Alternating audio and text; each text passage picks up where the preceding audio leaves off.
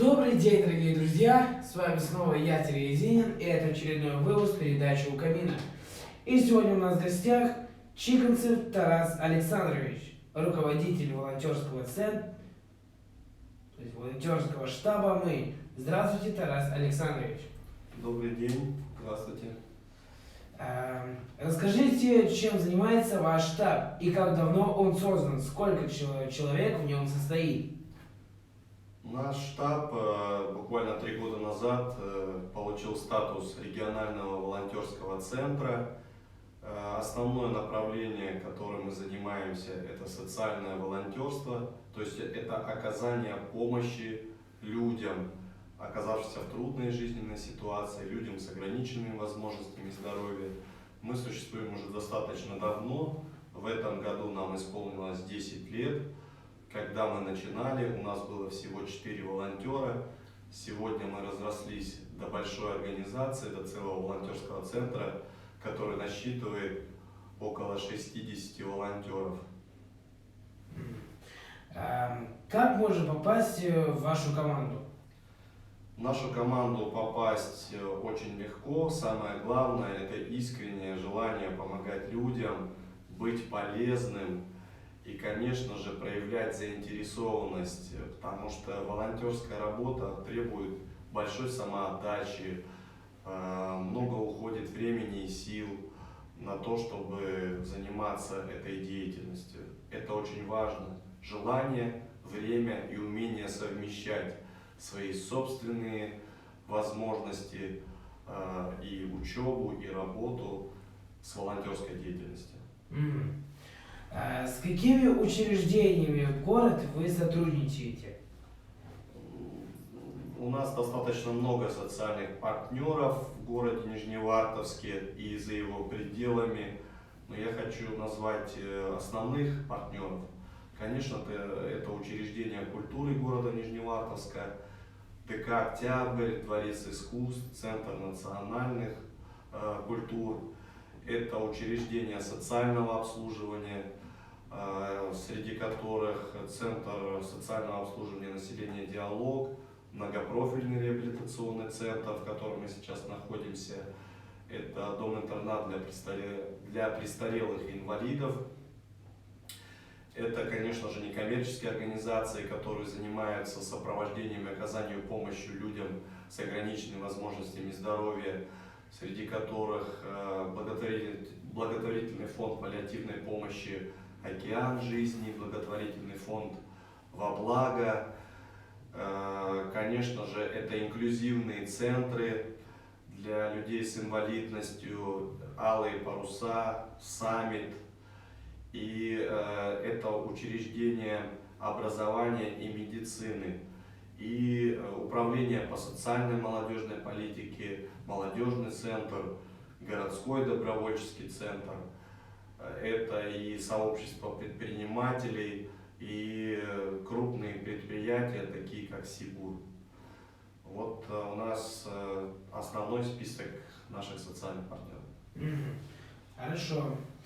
Я знаю, что вы часто являетесь гостем нашего учреждения. Мероприятия которые проводят ваши волонтеры. Очень любят наши ребята. А как давно вы дружите с нашим центром? С вашим центром мы дружим с 2012 года. У нас была цель, чтобы с вами сотрудничать на постоянной основе. Мы не проводим разовые акции, это система мероприятий. Каждый месяц у нас обязательно проходит волонтерское мероприятие в вашем учреждении. Мы стараемся использовать разные формы. Это и мастер-классы, это и творческие мероприятия, это игровые программы, конкурсные программы, это встречи с интересными людьми.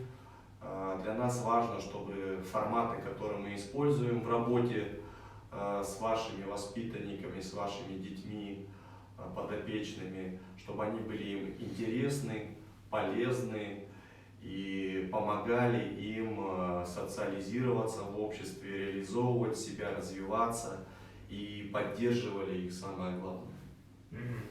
Хорошо. А вы можете описать портрет настоящего волонтера? Каким он должен быть? Ну, человек всегда обладает набором качеств как личность и как профессионал. А сейчас волонтеры больше становятся не просто исполнителями, они становятся настоящими профессионалами своего дела. Поэтому, как личность, конечно, это должен быть человек добрый, открытый, искренний, отзывчивый, внимательный. А как профессионал, это человек, который должен постоянно обучаться, владеть различными технологиями, работы с людьми, технологиями оказания помощи людям с инвалидностью, технологии организации различных мероприятий. Это человек, который должен уметь общаться с людьми. Это человек, который должен обладать желанием постоянно прокачивать свои знания, умения, навыки. Должно быть стремление развиваться, не останавливаться на достигнутом. Вот, должна быть четкая цель для того, чтобы повышать и качество добрых дел, и чтобы появлялись новые, интересные, востребованные проекты, которые можно реализовывать не только в городе, но и масштабировать в масштабах нашего округа, может быть и страны. У нас есть такой опыт. Мы участвовали в конкурсе «Добровольец России 2016» с проектом «Заботливые бабушкины руки». Это проект инклюзивный, он позволяет участвовать в жизни города и в жизни людей, оказавшихся в трудной жизненной ситуации, и пожилым людям, и волонтерам, и детям с ограниченными возможностями здоровья. И этот проект позволил нам показать, что у Нижневартовска есть такой крутой, интересный опыт, когда объединяются несколько групп людей для того, чтобы помогать другим, дарить им хорошие положительные эмоции. И этот проект на России занял первое место. Это был, конечно, интересный исторический опыт для нашей организации. Расскажите, в каких благотворительных акциях участвует ваш штаб? Есть такие, которые вы сами организуете и проводите? Конечно, мы стараемся и работать с городским добровольческим центром, который предлагает периодически поучаствовать в разных проектах и событийных мероприятиях. Но у нас есть свои традиции, свои акции, свои мероприятия. И эти мероприятия как раз выстроены с теми учреждениями, с которыми мы сотрудничаем уже на протяжении нескольких лет.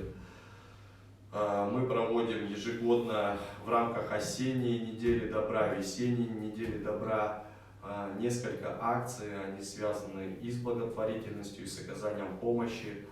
Это и трудовой десант, он называется «Чистая отрада», когда мы помогаем нашему партнеру, дому-интернату для престарелых, привести в порядок территорию.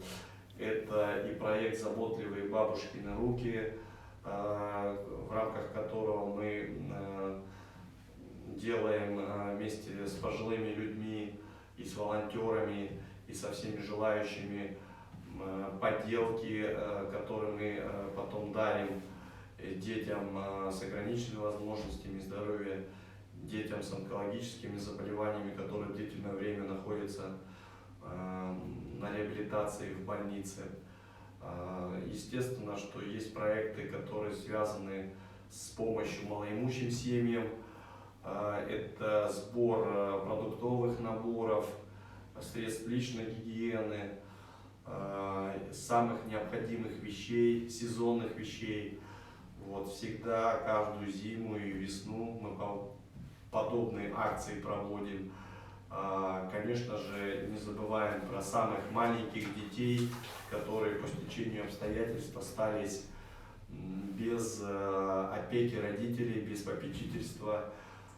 Мы собираем детское питание, необходимые средства гигиены, памперсы и вещи для маленьких самых грудничков, которые оказались в такой трудной жизненной ситуации. Это уже традиционные акции, которые мы проводим каждую весну. Есть у нас еще проект «Добрый вторник», который мы проводим в рамках своего учреждения для того, чтобы поддержать наших и студентов, и педагогов, особенно весной, когда начинается депрессия, упадок сил, упадок настроения. Мы проводим именно каждый вторник акции, которые позволяют поднять настроение, улучшить его и, конечно, сплотить множество людей вокруг полезных, добрых дел. Вот такие у нас интересные акции проходят в нашем центре. Спасибо вам большое, Тарас Александрович, за хороший рассказ. Ну и с вами был очередной выпуск передачи «У камина» Movie Stars и я, Сергей Зинин. До новых встреч, увидимся в следующем месяце. До новых встреч, пока-пока.